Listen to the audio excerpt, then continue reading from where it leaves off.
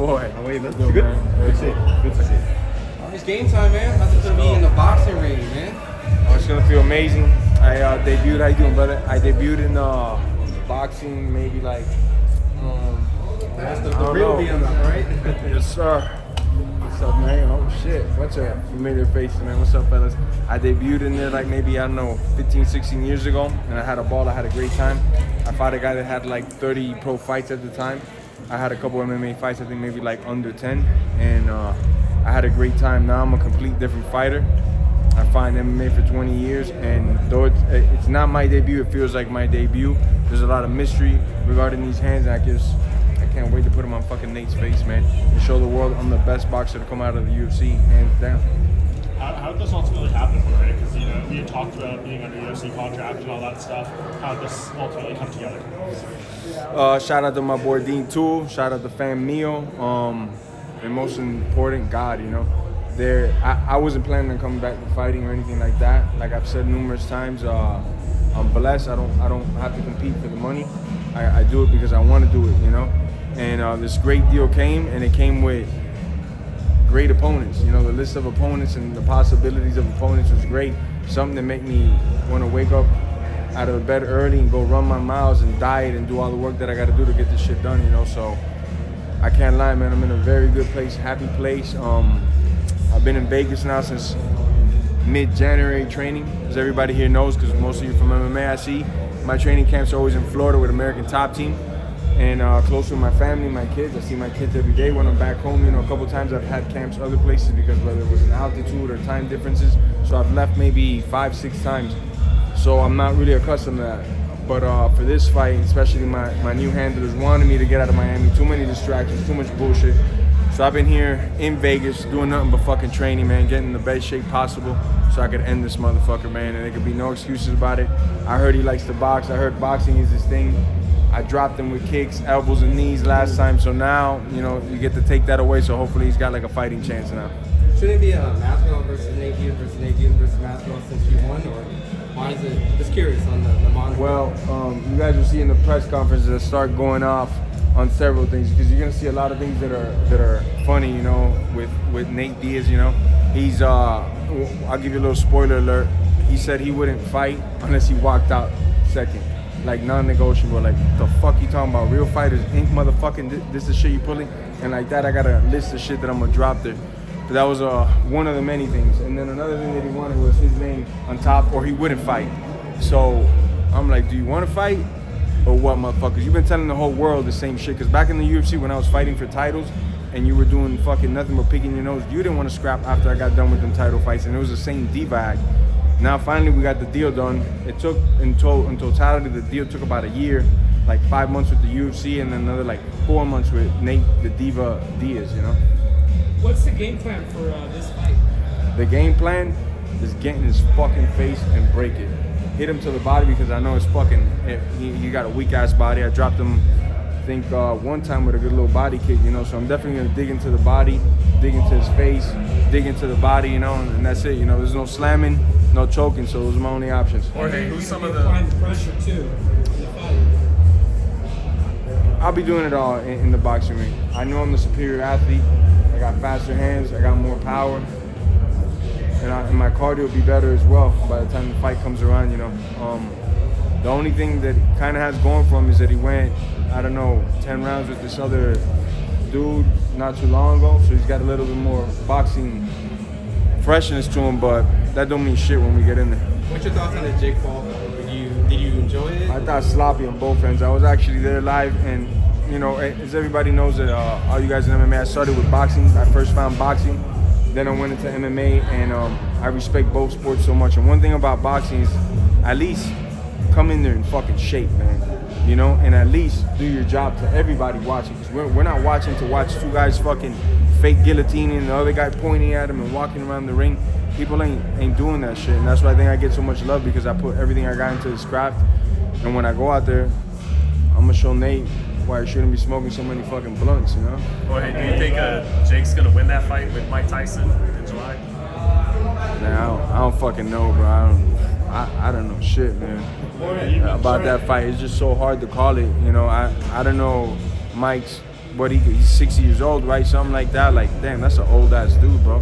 You know, and I'm not trying to rank on Jake because shit, if you're getting the bag for it, you know, what could you do? It's just I heard it's with 16 ounces, then I heard it's now with I don't know. There's so many things going on with it. I don't know what to say. If it's an exhibition, like a full fight, not an exhibition. Yeah. So I couldn't even call it. You know, 'cause obviously if it's 16 ounces, it's gonna lean more towards Jake. No, I don't even know, man. What to think. You mentioned the game plan a little bit for the fight. What about the game plan for this tour that you guys are doing here? Like, are you going to try to get under his skin a little bit today so that carries over, and by the end of this, maybe like he's a little emotional going into the fight? My plan is just to say facts, nothing but facts. Since the moment I sit in that chair, facts, so that I can prove up with contracts and paperwork and show the whole world if anybody's got questions on it, why I'm so fucking upset, you know, because this fight could have took place way longer, you know, and you know, Nate Diaz is a fucking diva, you know. Do you feel that he thinks he's bigger than he actually is compared to you? Oh, he definitely thinks he's bigger than me. He thinks he's fucking Bruce Lee and King Kong's son, you know, if they fucking made it, you know. And that's awesome, man. That's good for him to think that, you know. It's not gonna be like that come boxing, you know. For it, Conor McGregor and Francis Ngannou, they both said the boxing training and no grappling. It's easier on the body. I know you said you weren't thinking about fighting, but it has to feel better on the knees, on the joints, with less grappling, not be able to go nickel or wherever you're grappling. In no way, shape, or form am I trying to diss boxing and these guys that make a living and craft them, because, you know, they suffer more deaths yearly because on the day of the fight, there's only one thing you can do is punch, so they take a lot of abuse. But the abuse in an MMA training camp is uncomparable to any fucking sport in the world. Football, soccer, basketball, boxing, there's nothing that compares to it. There's nothing like wrestling 2 hours in the morning, all out with somebody, then doing some quick conditioning, then your coach comes and checks your weight and tells you got another 30 minutes to go run, then you go home, rest, relax, then you got a pad session at night, and Tuesday morning you sparring, and Tuesday night you got fucking weightlifting, and then Wednesday you got fucking sparring again, and then you got running. It's just different, you know. Here it's a lot less of a grind, especially for the injuries that I've had. I don't have to force my body in those areas no more, you know. Jorge, how do you think he's gonna react when you tell him, like, hey, what's up with these demands? Like, what's up with all this shit? Like, what do you think he's gonna say? I'm eager to see, man. I'm eager to see what the fuck he's gonna say, man. You know, I want to find out just like you, man. Like, you that much of a diva or what the fuck? You know, you want to fight or what? The last time you fought Nate Diaz, you had Roberto around there with you at MSG. Say the first part again? The last time you fought Nate at MSG, you had Roberto around there. Yes. Someone that you idolized growing up. Is he going to be coming to this fight? 100%. This boxing, man. I'm 100% I'm walking out with Roberto Duran. He'll be there ringside, sitting, enjoying the seats. You know, shout out to Roberto. He just got a pacemaker and he's doing fucking amazing. I was scared for a little bit. I was talking to his daughters and his kids. He's doing great. He'll definitely be at my fight 100%. Say it again? You're going to get some pointers for him for your return to the ring? We're going to bring him out maybe like 2-3 weeks before the fight. You know, we're waiting for him to heal up and get a little better, and we're bringing him out. This has been like a dream of mine forever, to just have him with me, working out, giving me pointers, as you said, and just fucking showing me boxing his way, you know, because he is one of my favorite guys, not just for his attitude, how he carried himself in and out of the ring, but his style and how he implicated stuff and how he like grappled to punch and punch to grapple. So I love his style, man. Who are some of your favorite boxers right now, Jorge? Some of my favorite boxers, I love Terrence because he goes out there and fucking lays it on the line. You know, you're such a fucking #1 champion stud, and you're putting it all on the line. You're fighting the best guys, and then you're trying to knock them out. That is like, that's the shit for me. The Japanese monster's a fucking beast. Joseph Benavidez a beast. Obviously Canelo. Shit, there's a bunch of guys. When you talk about the diva stuff, you know, do you feel like that's applying to Canelo a little bit with the Benavidez stuff? You know, I don't know all the details on that one, so I don't want to opinionate too much on it. But what I do say is, you know, Benavidez, which is clearly the #1 in everybody's book, I feel like Canelo should fight him. You know, I don't know what the holdup is. I don't know the details. In boxing is like, it's different, man. They got a lot of different demands, and how much am I gonna get off the gate, and what are you getting off the pay-per-view? It's a different world, so I don't want to like speculate too much in this situation because I don't know anything about it. I just, as a fan, would love to see Benavidez and Canelo throw down in their fucking prime. How much do you think that person's for that fight, in your opinion? That person, I got no idea. Boxing's crazy, man. They fucking, the numbers are so different, you know.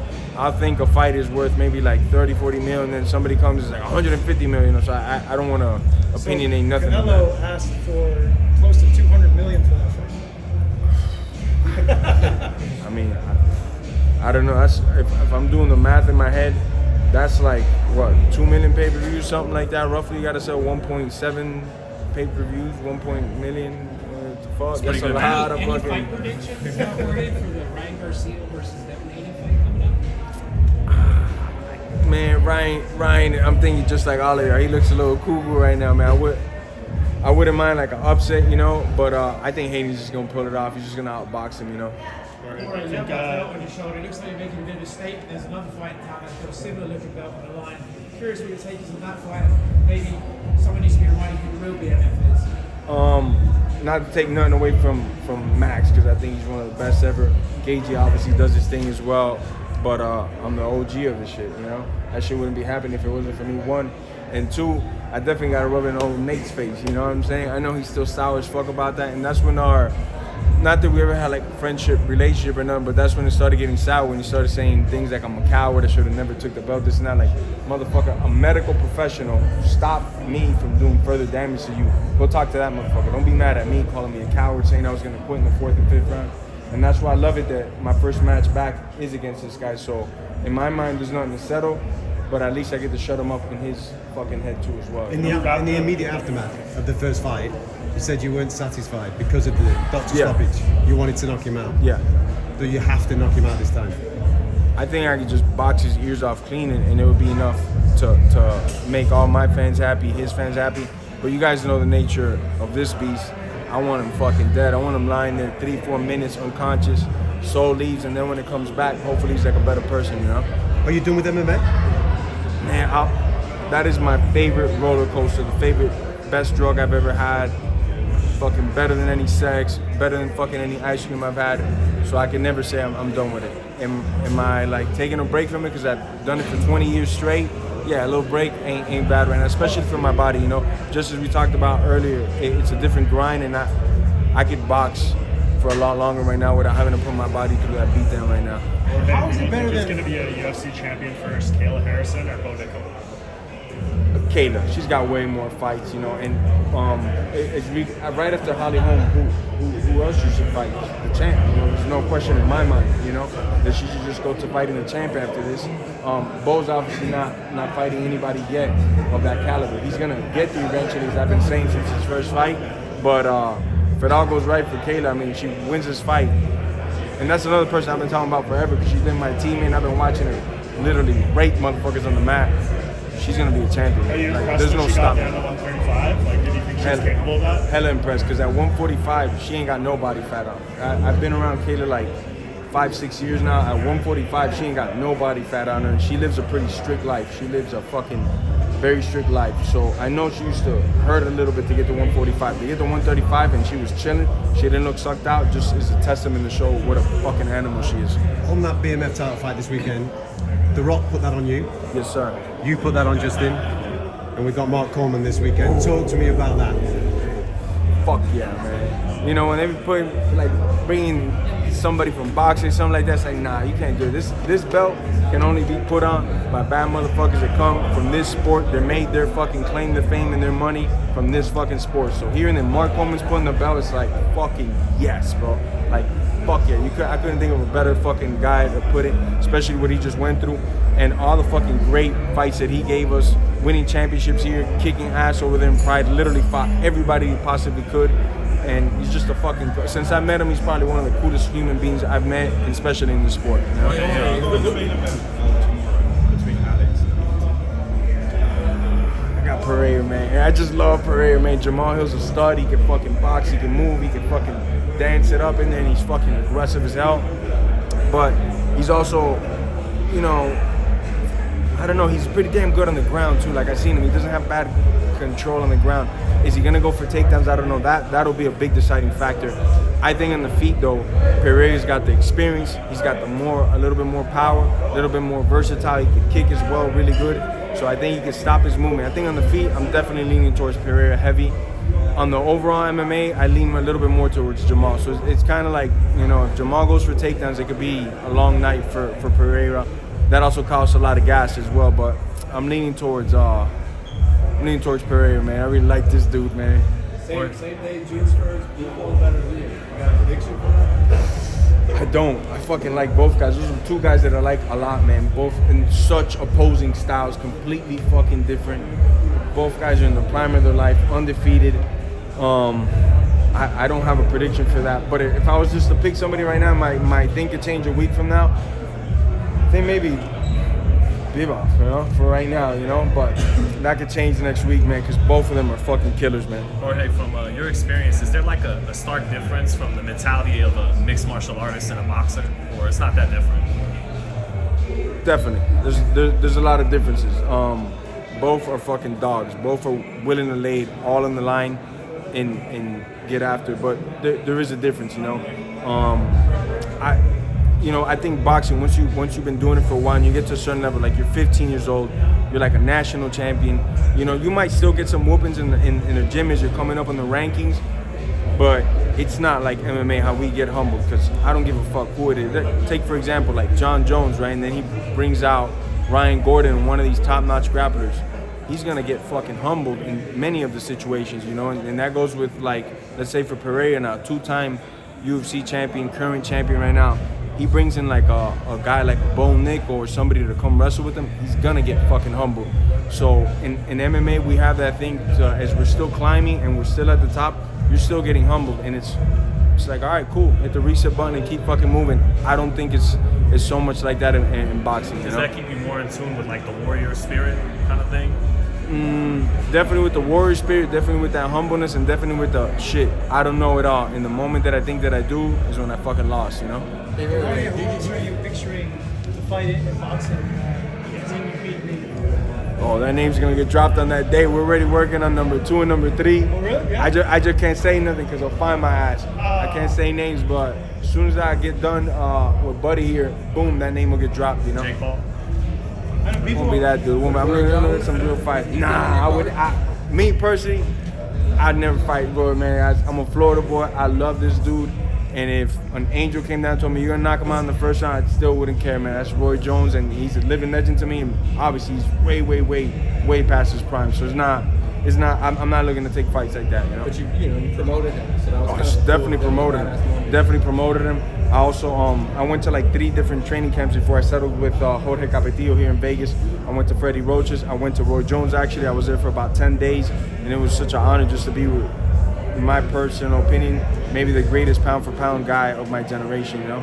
Nobody has done it in boxing, I think, in the last 100 or 200 years. Started at junior middleweight, went all the way to fucking heavyweight, and won every belt in between, and fought every motherfucker, and never fucking held out or fought guys way past their primes. He's the ultimate dude, and then he's the humblest guy on the planet either. So it was a real cool experience to spend all that time with Roy and learn a lot from him. How are you finding doing a camp away from Florida? It's on one end it's very tough because I'm always up and down with my kids, you know. It's just part of my routine. Even in Florida, I'll get an early morning run in, I'll come back home, drop them off at school, then I go do my thing, I go work out here, I go work out there, pick them up from school, chill with them, you know, and half the time they're with the mom, half the time with me, so that's like the schedule. Right now it's full time. I don't see them until I fly to Florida, you know.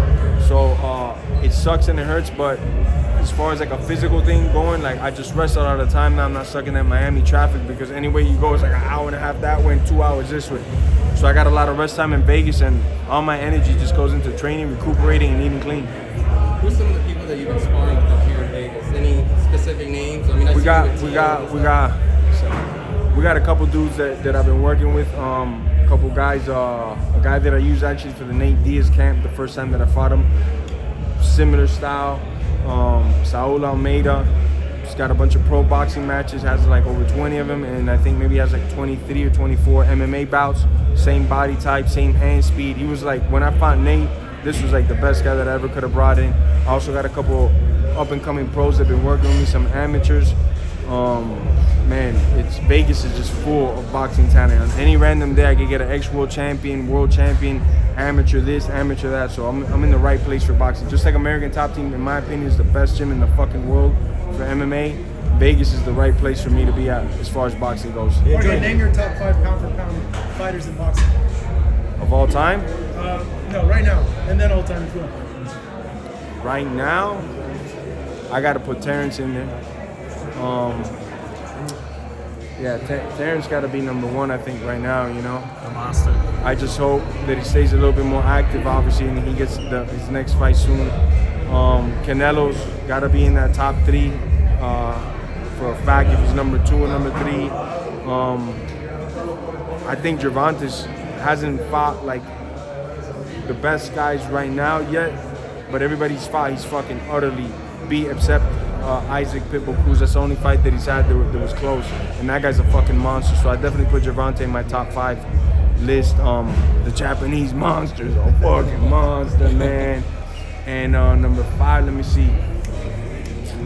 Give me some names real quick. Usyk, you like Usyk? Usyk's a beast. David Benavidez. David Benavidez is a beast. Devin Haney. Teofimo for a fact, man. Teofimo's a beast. Let me see. Tyson Fury. I'd probably put Tyson on that list. Maybe I'll put him over Gervonta actually because he's done a lot more in the sport as far as beating champions. Haney-Garcia, Devin Haney. I think Devin just boxes his ears off. He's able to, you know, I could see maybe Ryan getting early on, getting good exchanges, but I think Haney just boxes his ears off, you know. Well, Ray, what did you think of Colby's no performance against the Olympics? He's a bitch, man. And then, you know, I heard some dude took his soul for talking shit. He got served up at some steakhouse, you know, and he ain't been the same since. So, I don't know. I can't talk too much on it because they're going to call the police on me. What's your thoughts on Colby and Diaz, that's it. I know they got a little beef going on. I hope Ian fucking beats the living dog shit out of him. You know, that's all I really know. Jorge, Thanks, Jorge. and this